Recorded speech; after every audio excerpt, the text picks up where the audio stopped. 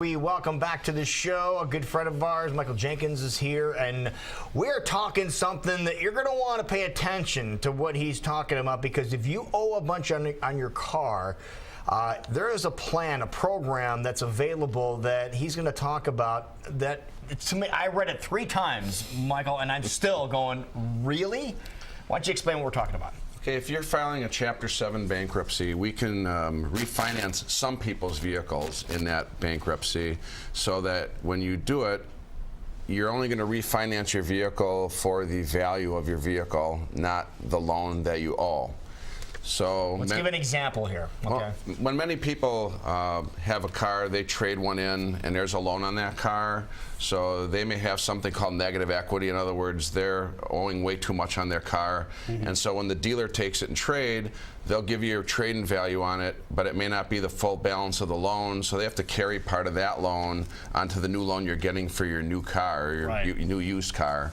And so now you've added extra debt to a car that you really shouldn't have probably done. So now if you're in a situation where you come to see me to file for bankruptcy, you're sitting on this car that maybe you owe $20,000 on, and maybe it's only worth $12,000. Well, ordinarily, I would just tell a person, give up that car, it's not worth keeping, except in Chapter 7 bankruptcy proceedings, we have a procedure. It's called redemption's the legal term, and it's an actual legal process that we have to file in the bankruptcy. And it allows a person then to refinance their car, basically, and pay off just the amount of the value. So we're saying $12,000. So I'm doing one right now pending involving Bank of the West that is similar to this hypothetical. My client owes $18,000 on I think it's a 2013 Chevy Cruze, and it's worth about 10. So we have recently filed a proceeding in the bankruptcy court against Bank of the West, and saying we want to pay you 10, and you release the title. Now, we have to do this through another lender. So there's an outfit in Cincinnati called 722 Redemption Financing. The 722 is actually the provision of the bankruptcy code, or the number of the code that allows this. So that's how they came up with their name. Yep. And they have a couple banks that they work with to do these loans. So we have to file, like, it's not a lawsuit, but it's a legal proceeding against the Ally or Ford Motor Credit or Wells Fargo. And they have a chance to fight. I mean, they may not like what we're doing. I mean, frankly, they don't like what we're doing because they're going to lose a bunch of money. Right. So the only thing they can really challenge is our idea of value may be different than theirs. I used to do this and try to be really aggressive, so I would try to really come in with a low value, but that always invited a big fight. And I really don't want to get into a big fight over these, because we don't want to expend too much in attorney fees. Otherwise, we start to diminish the value of what my client's going to get if we start spending away their benefit. Right. So we usually are using, we look at the NADA guides, National Automobile Dealers Association. They're online. Everybody's heard of NADA, or most people.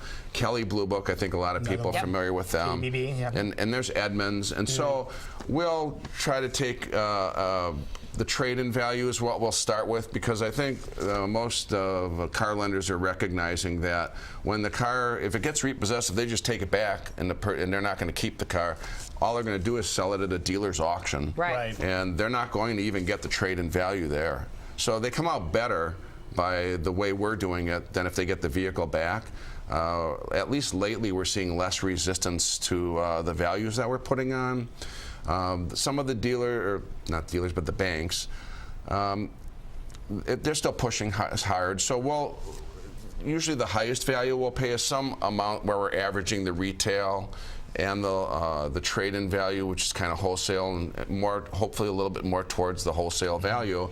And so the person that's getting this is going to get a really good deal, because they're shaving off thousands of dollars on the loan. Yeah, in this case, your case in particular, about $8 grand. Right. Now, there is a downside. The interest rate isn't good. Some of our clients have loans with pretty good interest rates. I mean, 2-3%. Right. So those are good rates, and the rates they're going to get with this is going to probably be somewhere around 19.99. But so if you're paying 19.9 on $10,000 instead of 2% on $18,000 or $20,000, you know, you're still going to be coming out way ahead. And a lot of times, after you have paid for about a year, maybe a year and a half, your credit's going to be built up pretty well by that point. And then you can go to one of the local credit unions and go refinance and maybe get your loan rate down to maybe like 6%, or, you know, even if it's 8%. Something more reasonable. And the term of your loan's going to probably go down, because a lot of these loans that we have, they're in the early part of a 72-month loan, 6 years. So they're just swimming in debt on these vehicles. When we do the loans through 722, the duration of the loan is usually going to be 4 years. So they've chopped off a whole bunch of time. So even if you did pay the whole way, you're paying way less interest even at the higher percent. Right. But I think most people refinance, and it turns out real well for them. Now, it's just not for everybody, because even when we go through 722, they've got lending standards too. And so they're very careful about who they're giving loans to. People have to qualify. So they make sure that, of course, the person has to have a full-time job. They want to make sure how long the person's been at their job. They look at if they're buying a home. They want to make sure they're current on their home payments.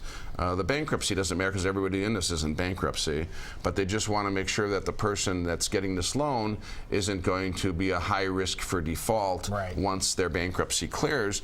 But they're really not that tough. I mean, if the person has a pretty good income and they're not behind on anything else they're planning to keep, and their tax returns bear out what they earn, we get the loans. They can't really have several other bankruptcies. That usually is bad if they've had previous bankruptcy filings. It used to be if there was previous repossessions on their record, that wasn't really a strong thing, but I think they eased off on the repossessions as far as qualifying. So most of the people that I ask to go through this program get approved for it. And so, what if the bank you're dealing with doesn't want to work with you, and they say there's no deal, we're not going to deal? Then what happens? Well, they can just object to the value. So I mean, if they think the value is more, they can contest the value, and maybe they'll get a little bit more money, but they can't stop it altogether. They can't stop it altogether, because they're going to be a court order signed by the judge eventually, says this is what it's going to be. Now, it could go to a hearing if we just can't agree, which everybody really tries to avoid. Then we have to have a hearing in front of the bankruptcy judge and produce evidence of value, and it gets kind of hairy at that point. And we've actually never had to go to a hearing. We usually got it resolved, you know, at least once a hearing got set, it got resolved, because it's just not worth all the expenditure and effort. So that's another option. Something to keep in mind. Another option in case you're in that situation.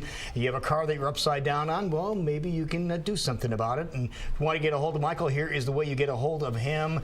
info@iowabankruptcylaw.com, or just pick up the phone. 255-1855 is his number. Very interesting. I never knew that existed. Thank you, sir. Appreciate it. Thank you.